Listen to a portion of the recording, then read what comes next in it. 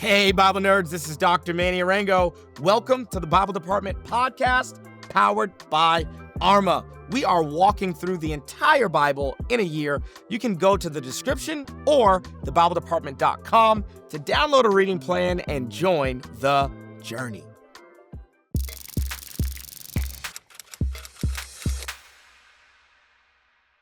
Family, welcome to day 296 here on the Bible Department podcast. I am going to lead you through Psalms 130, 131, 132, and 133. We're going to, I guess technically tomorrow we're wrapping up these Songs of Ascent, okay? And if you have not done the reading, then how about you stop the video, pause the audio, go get the reading done. Amazing Psalms that we're looking at today. I think these are beautifully written Psalms that have the power to redeem, renew, change our minds, help us to repent. The Greek word for repent is metanoia. That means change our minds. And nothing changes the thought processes that we have or our trains of thought than reading scripture, engaging with scripture. So with no further ado, let's dive into some context clues, and then I'll try to give you at least one nerdy nugget for each of the Psalms that we have slated for the day, and then we'll always leave off the episode with a timeless truth. So, with no further ado, let's jump into our context clues. Now, if you've been rocking with us for the last couple of days, you know that the context for all of these Psalms is essentially the same, okay? A group of pilgrims is making their way from wherever they are based on their tribal allotments, wherever they so happen to be, right? North, south, east, or west of Jerusalem. And they're all making their way to Jerusalem. And it doesn't matter where you're coming from, you have to ascend in elevation in order to get to Jerusalem. All right, because Jerusalem is surrounded by valleys and mountains, okay? So, which obviously had natural consequences, which made it difficult to invade. And, let's take Switzerland. Switzerland is famous for being neutral in times of conflict. But Switzerland can be neutral because it's up in the mountains, okay? It is almost impossible to invade Switzerland, okay? Even during World War II, Hitler knew,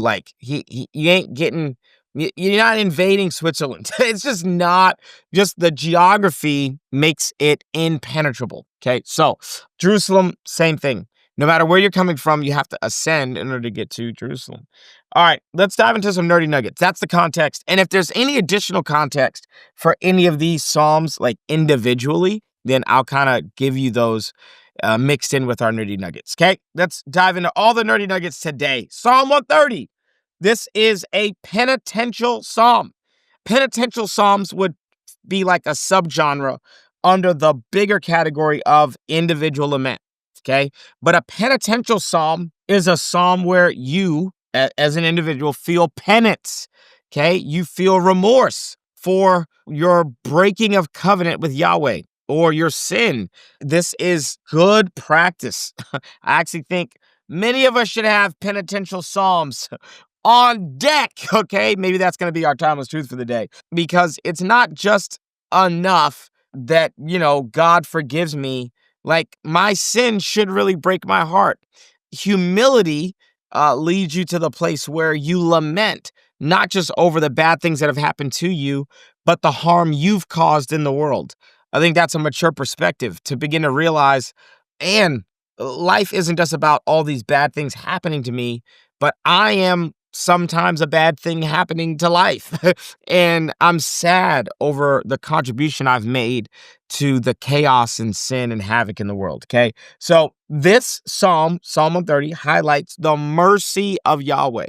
The mercy of Yahweh, where you could see if you're making a trek, if you're making a pilgrimage from, wherever the tribe of Issachar or Naphtali or Zebulun live, and you're trekking it all the way to Jerusalem, you kind of want to sing and maybe reassure yourself that your sacrifices are going to be accepted by God, that when you get to Jerusalem and you offer sacrifices to the Lord, that he is actually going to be merciful towards you. So it makes sense that they're singing about the mercy of Yahweh and that there's a penitent heart posture. We used to do this a lot at a church that I was a part of in Boston. Bishop Thompson, when we did communion, would have us like take a minute, like reflect on like whether or not there's just like sin in our life. And I know some people don't like that. I've heard people say that, that they just don't like that. They'd rather make that communion moment about God's power to heal, or make it about, what God has done. But Bishop Thompson used to really make it sober. Like, man, if you have sin in your life, like this is a moment to really like ask the Lord to forgive you, because you don't want to take the communion in a manner that's unworthy of it. And I would say that in the same way that you just, as a pastor, that I'd want to make sure everyone's heart posture is correct before we take communion. I would see this psalm serving the same purpose. Psalm 130 being a moment as we're trekking up to Jerusalem. We're about to offer sacrifices. Let's get our hearts in order, and our heart should be penitent. And what happens when we're penitent? Man, God is merciful. Family, the wait is over. My brand new book, Crushing Chaos, is out now and available everywhere books are sold. Literally today, I walked into a Barnes & Noble and I signed a bunch of copies at a physical location. So you can grab this book at a physical Barnes & Noble, or you can go to a Books A Million or Amazon or anywhere books are sold and grab a copy. If you enjoy reading the Bible from an ancient perspective, if you understand that the beauty of Scripture is actually knowing it in context, then you'll love this book. And if there's any chaos in your personal life, I think that reading the Bible from an ancient perspective can actually help to crush the chaos in your life. I think this book is going to be a New York Times bestseller. I really do. I think we wrote a good one. I think you should get a copy today. All right, back to the episode. All right, Psalm 131, super short psalm. My heart is not proud, Lord. My eyes are not haughty. I do not concern myself with great matters or things too wonderful for me. But I have quieted myself. I'm like a weaned child with its mother. Like a weaned child, I am content. Israel, put your hope in the Lord, both now and forevermore. A little bit of context, obviously. This short psalm paints the picture of an older David who faced sin and its consequences, but had also experienced the forgiveness and mercy of God, okay? So it's perfect that it comes right after this penitent psalm. Penitence as a heart posture that I think David is quite known for, quite famous for. This older David then looks back at his youth and childhood when he was a humble shepherd and not concerned with battles or the affair of running a nation. This is David longing for the innocence and simplicity of his younger days, longing for a childlike spirit. In the wider pilgrimage from wherever you are to Jerusalem, it sits as a note of humility. Humility and childlike peace in the face of Yahweh's salvation, forgiveness, mercy, and redemption. His childlike humility is the only correct response to the mercy of Yahweh. And so we have the mercy of Yahweh highlighted in Psalm 131, and then in Psalm 130, and then in Psalm 131, we have what that mercy is supposed to create and how we're supposed to respond to God's mercy, and that is with humility. My heart is not proud, Lord. My eyes are not haughty. I did not concern myself with great matters or things too wonderful for me. I've calmed and quieted myself. I'm like a weaned child with his mother, with its mother. Okay. All right. Psalm 132 got a lot of nerdy nuggets for us. Okay. This is a royal psalm, probably written for the temple's dedication. Okay, so this is when Solomon is going to dedicate the temple, okay, for the temple's dedication, but is remembering an earlier event that makes that dedication even possible, okay? And what is that earlier event? That earlier event is David bringing the Ark of the Covenant into Jerusalem. David bringing the Ark of the Covenant into Jerusalem. So Psalm 132, verse 7. Let us go to his dwelling place. Let us worship at his footstool, saying, Arise, Lord, and come to your resting place, you and the ark of your might. Okay, you see the emphasis on the ark. Okay, the ark is coming to rest.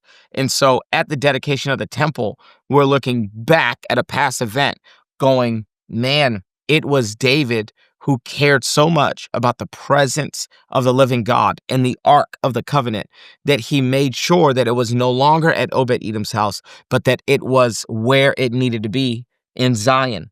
Okay, may your priests be clothed with righteousness. May your faithful people sing for joy. For the sake of your servant David, do not reject your anointed one. The Lord swore an oath to David, a sure oath he will not revoke. One of your own descendants I will place on your throne. Of course, we know that's going to be Jesus.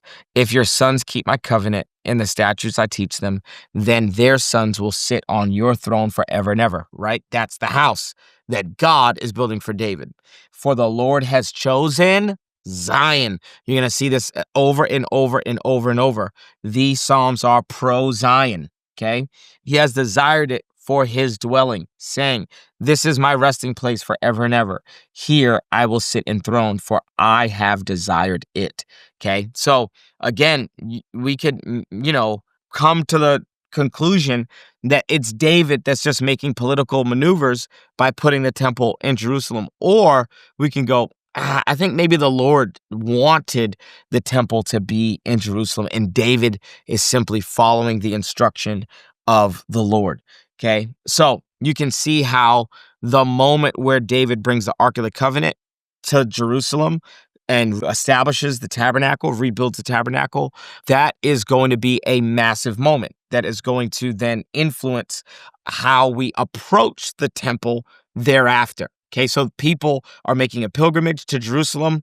They are singing a song of ascent, but they're thinking back about another leader who made the same trek from Obed-Edom's house all the way to Jerusalem to make sure that the Ark of the Covenant was in the right place. And where's the right place? Zion is the right place. All right, last one we got for the day. When we do all this, when we have a penitent heart, when we come to the Lord with childlikeness, in a childlike spirit, with humility. And then when we look back at previous generations that have prioritized the power and the presence of God in the house of the Lord, what happens? Well, we experience unity. We experience supernatural unity. So we get to Psalm 133. How good and pleasant it is when God's people live together in unity. Why does unity have to be focused on? Well, because people who are not of the tribe of Judah are having to come to Judah's territory in order to worship Yahweh. That's why unity is going to have to be emphasized. And here's a question. Does Israel maintain this unity? No, no, they don't. After they maintain unity for 3 kings, Saul, David, and Solomon. Once Solomon is done, we're going to get a divided monarchy, not a united monarchy. And then that unity is like 2 metaphors. First metaphor, it is like oil poured on the head, running down the beard, running down Aaron's beard, down the collar of his robe. Okay? Why is it like oil? Well, oil was designed to take a normal person and turn them into a priest. It was to anoint Aaron for the task of being a priest. And so God is saying, well, when my people dwell together in unity, guess what they're able to be? Priests. So division actually is the thing that kills our ability to be priests in the world. And what's a priest's job? To reconcile people to God, to represent people to the Lord and reconcile the two parties. I could get into a timeless truth, but I'll save it for a moment. And then second, what's the other thing? It is the dew of Hermon were falling on Mount Zion. For there the Lord bestows his blessing, even life forevermore. Okay, here we go. It's like dew. So not only is it oil, but it's like dew. Now, here's something you need to know geographically. Mount Zion is not really a mountain. It's a big hill. Not really a mountain. It's a hill. And it's called a mountain because God's dwelling there. Okay, but it's a big hill. Mount Hermon is actually the highest point in all of Israel. And so what the passage is saying is that from the tallest to the least, okay, God's due. When there's unity, God blesses everyone from the least to the greatest, every single person. So these two things begin to happen when we decide to choose unity. But unity has to be a choice. And this leads effortlessly and seamlessly into our timeless truth. I don't know if you're kind of aware of just the state of our nation, the United States of America, but yeah, there's like a spirit of division. You can feel it in the air. Like it's hard to talk about certain topics. And I would say that if there was ever a time where believers should be fighting for unity, it's right now. That's not compromise. It's just unity. All right, this great quote. It's actually my favorite phrase when we think about unity in church. In essentials, unity. In non-essentials, liberty. In all things, love. Okay? In essentials, unity. In non-essentials, liberty. And in all things, love. And so I just want you to use that as a filter. I've decided, man, I'm not going to divide with other Christians over things that are non-essentials. And here's what's unfortunately started to happen. Our list of non-essentials just keeps growing and growing and growing and growing. And our list of essentials keeps shrinking and shrinking and shrinking and shrinking. Actually, the other way around. It's the other way around. Our list of essentials keep growing and growing and growing and growing. And the list of non-essentials keep shrinking and shrinking and shrinking. In all things, love. I think right now we're living in a day and age where people think that as long as they can put you in a category of people that are the enemy, then it's okay to hate someone. And we got to remember, like, our job as believers is love. We're not always going to agree on what society should be doing or how people should be voting. We're not always going to agree on everything that has to do with socioeconomics. But man, I think that we've got enough that unites us. And every 4 years in our country, it's like you just watch the rift get bigger and bigger and bigger and bigger, especially amongst believers. And my prayer is that the same God that wanted Israel to be united, and the same Jesus that prayed that his disciples would be known for unity. Man, our timeless truth that I hope that we take away is that when we are united, not when we're all in perfect agreement, but when we're all united, when we choose, like, man, and there is no unity without diversity. Unity without diversity is just uniformity. But when we decide we're going to be united, we're going to focus on the essentials and we're going to let the non-essentials actually be non-essentials. And whenever there's anything that we don't agree on, we're going to love each other. I think that we position ourselves as the church to actually be priests, to unite a world to a God who desperately wants to be united to a broken, hurting world. But how can we unite people to God if we can't even unite with ourselves? Unity breeds unity. So if you kind of wanted, I don't know, some extra motivation to maybe not bring up politics at Thanksgiving this year, like maybe it's not worth arguing over. And maybe, just maybe, the person who disagrees with you is a smart, sane person who loves Jesus. It's possible that there are people who see things from a different perspective, and unity is a choice. And it's a hard choice for me. I'm an opinionated person, and it's hard for all of us. But man, I think that our rhetoric has to be that which causes there to be unity in the body of Christ, not division. And I think we all have to check ourselves. Am I saying things that are divisive? Or am I saying things with a spirit that could actually create unity so that we can ultimately unite lost, dying, hurting, broken people to a God who desperately wants to reconcile with them? That's our timeless truth for the day. Tomorrow, we got day 297. We're going to be looking at Psalms 134, 135, 136, and 137. I can't wait to see you right here tomorrow. Same time, same place. I love you. I'm proud of you. Peace.